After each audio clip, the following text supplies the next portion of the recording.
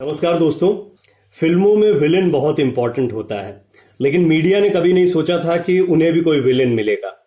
और जैसे एक बड़ा दिलचस्प पहलू आया, थोड़ा सा विषय पर आऊं उसके पहले, आज बड़ा मजेदार विषय है। मेरे साथ थोड़ी देर बने रहेंगे तो आपको एक इतनी मजेदार कहानी ये किम जोंग उन और मीडिया का, इंडियन मीडिया का जो संबंध है उसके बारे में बताऊंगा, जो दर्शकों के लिए आमतौर पर अनसुनी होगी और जो मीडिया कर्मी होंगे वो सीधे कनेक्ट करेंगे मेरी बातों से।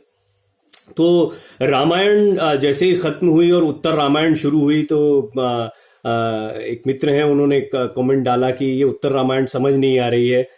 और उस पर मैंने टिप्पणी की कि राम के जितना ही रावण भी महत्वपूर्ण है, रामायण की लोकप्रियता ये बताती है। और उसके बाद में यानी विलेन, फिल्म में विलेन का भी बड़ा इंपॉर्टेंस होता है। अब इंडियन मीडिया जो है उसने धीरे धीरे टीआरपी के चक्कर में और दरअसल उसने स्वाद बनाया। उनका कंपटीशन किससे था? एंटरटेनमेंट चैनल से, आज भी है। वो एकता कपूर क्या सीरियल्स बना रही हैं, किस तरह से खींचे जा रहे हैं, किस तरह की स्टोरीज बनाई जा रही हैं। अब इस सब के बीच में खबरें, 24 घंटे की खबरें। अब भाई खबरें तो सब दूरदर्शन पर मिल जाती हैं या वेबसाइट पर मिल जाती हैं, या किसी भी अच्छे चैनल को देखें तो वो खबरों को दिखाता है, डिस्कशंस को दिखाता है। अब क्या करें, लेकिन सब अगर ऐसा ही करने लगेंगे तो कैसे काम चलेगा? तो कुछ नया बनाया जाए। और कहानियां बिल्कुल काल्पनिक कहानियां, अच्छा वो भी दौर आ गया जब काल्पनिक कहानियां भी जमकर चलने लगी, क्योंकि लोगों ने पसंद करना, हाथों हाथ लेना शुरू कर दिया। यूट्यूब का कंटेंट आप देखते होंगे, कभी कुछ, कभी मिसलीडिंग थंबनेल्स डाल के कुछ का कुछ बताते हैं, आज भी ये, आज भी वो, चौंकाने वाली बातें, ये सारी चीजें देखने को मिलती हैं। यही दौर पूरा का पूरा इंडियन मीडिया का रहा है।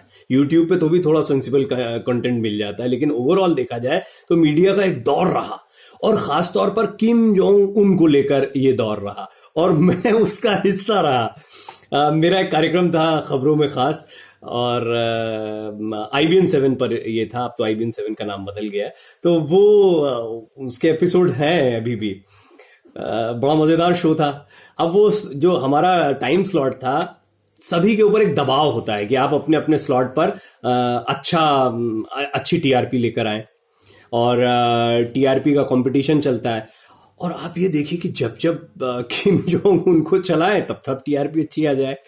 तो एक तरीके से वो फेवरेट बन गया, सिर्फ हमारे चैनल का नहीं, जितने चैनल्स थे। क्या होता है कि ये जो टीआरपी का चार्ट आता है, इसमें अलग अलग समय पर कौन कौन से प्रोग्राम्स और कौन कौन से सब्जेक्ट्स प्रभावित कर रहे हैं, उनको देखा जा सकता है। तो जब उनको देखा जाता है तो एनालाइज किया जाता है कि इस टाइम पर ये चीज चली है, ये हर बार 1 हफ्ते 2 हफ्ते लगातार लोग इसको देख रहे हैं, लोगों की बड़ी दिलचस्पी है, तो फिर उनको वही चीजें ज्यादा परोसनी शुरू कर दी जाती है। अब इस पे तो खैर एक बहुत अलग डिबेट है कि लोगों को तो पोर्नोग्राफी भी बहुत ज्यादा पसंद आती है। जितनी गलत चीजें होती है वो समझ में आती है, लेकिन मीडिया की जिम्मेदारी क्या होनी चाहिए, तो वो तो विषय वस्तु बिल्कुल बदल जाएगी। लेकिन जब टीआरपी की बात आई और कंपटीशन की बात आई, और फिर जब भेड़ चाल शुरू हुई, तो सबको किम जोंग उन जो है वो पहली पसंद बन गया और इंडियन मीडिया का फेवरेट विलेन बन गया। किम जोंग उन मारा गया, किम जोंग उन। और आज किम जोंग उन के बारे में मैं आपको एक अपडेट दे दूं कि अमेरिकी एजेंसी CIA की तरफ से जो जानकारी आ रही है उसके मुताबिक वो ब्रेन डेड हो चुका है, और यानी उसकी मौत ही माना जाएगा इसको। अब तो कोरिया में, क्योंकि सत्ता परिवर्तन, या उसकी बहन जो है किम जोंग उनका भी नाम है, किम यो उंग उनका नाम है, तो उनको सत्ता हस्तांतरण होता है या सत्ता को हथियाने का कोई दूसरा दौर शुरू होता है। लेकिन ये बड़ा ही खतरनाक तानाशाह रहा। 2011 में किम जोंग जो है वो तानाशाह बना था, और इसके 2 भाई थे, एक बहन। मतलब ये इतनी रिसर्च हमने इस पर कर रखी थी कि हमें लगता है कि हमने अपने देश के किसी महापुरुष पर नहीं करी होगी जितनी इस अंतरराष्ट्रीय ख्याति प्राप्त विलेन पर करी थी। और कभी कभी उसके मासूम चेहरे को देखकर लगता था ये सचमुच में इतना खतरनाक है भी। या आयरन मैन एक मूवी आई थी, उसमें बेन किंग्सले ने, शायद आयरन मैन का ये 2nd या 3rd पार्ट है, मैं एग्जैक्ट कनेक्ट नहीं कर पा रहा हूँ, सेकंड पार्ट है, लेकिन जो भी है ये सीरीज मुझे पूरी आयरन मैन की बहुत पसंद रही है। तो उसमें बेन किंग्सले का एक किरदार था, वो अंतरराष्ट्रीय आतंकी बनता है, लेकिन बाद में पता लगता है कि वो तो एक मोहरा होता है, उसके पीछे लोग कुछ और होते हैं, वो एक एक्टर होता है। मुझे कई बार पर्सनली लगता था कि क्या किम जोंग उन इतना खतरनाक हो सकता है, लेकिन उसकी हरकतें, दो भाइयों का मारा जाना, अच्छा एक बहुत बड़ा नेक्सस काम करता है, फेस होता है सामने, फेस को रखा जाता है और पीछे पूरा एक सिस्टम चलता रहता है। किसी एक इंसान की ऐसी कैपेबिलिटी नहीं होती कि वो तानाशाही के जरिए पूरी चीजें चला दे। और मुझे तो सच पूछिए, किम जोंग उनका जो बड़ा भाई था जिसकी रहस्यमयी हालात में हत्या हो गई थी, मौत हो गई थी, वो भी अध पागल टाइप का लगता था, जैसे जापान में डिज्नीलैंड में घूमते हुए पकड़ा गया था और फर्जी पासपोर्ट पर वो अपनी पहचान छुपा कर गया था, चीन के कहने पर उसे छोड़ दिया गया था। कहा जाता है कि किम जोंग उन ने ही ये पूरा षड्यंत्र रचा था और उसे पकड़वाया था, जापान को इसके बारे में जानकारी दी थी। खैर ये तो एक अलग बात हुई। ये जो नॉर्थ कोरिया है, जब जापान से अलग हुआ था, गुलामी में पहले जापान की था, और ये किम जोंग उन के जो दादा थे उन्होंने इसको आजाद करवाया, और उसके बाद में फिर ये परंपरा चली आ रही है। मतलब ऐसा नहीं था कि तानाशाही कब शुरू हुई, ये तो वहां के लोगों को ही नहीं पता, लेकिन जो तानाशाही का दौर रहा वो बहुत ही वीभत्स रहा। नॉर्थ कोरिया को नर्क कहा जाता है, जैसे कि स्वर्ग और नर्क की बातें होती है ना, वो क्योंकि वहां के लोगों के लिहाज से, उनके अंदर स्वतंत्रता नहीं है। वहां की महिलाओं के लिहाज से वो लोग जब बाहर आते थे तो उनके इंटरव्यूज हम देखते थे। हमने कई ऐसे शोज भी बनाए जिसमें हम ये बताते थे कि किस तरह की प्रताड़नाएं झेलकर ये महिलाएं आती हैं और फिर बाद में अपनी कहानी अंतर्राष्ट्रीय पटल पर रखती हैं।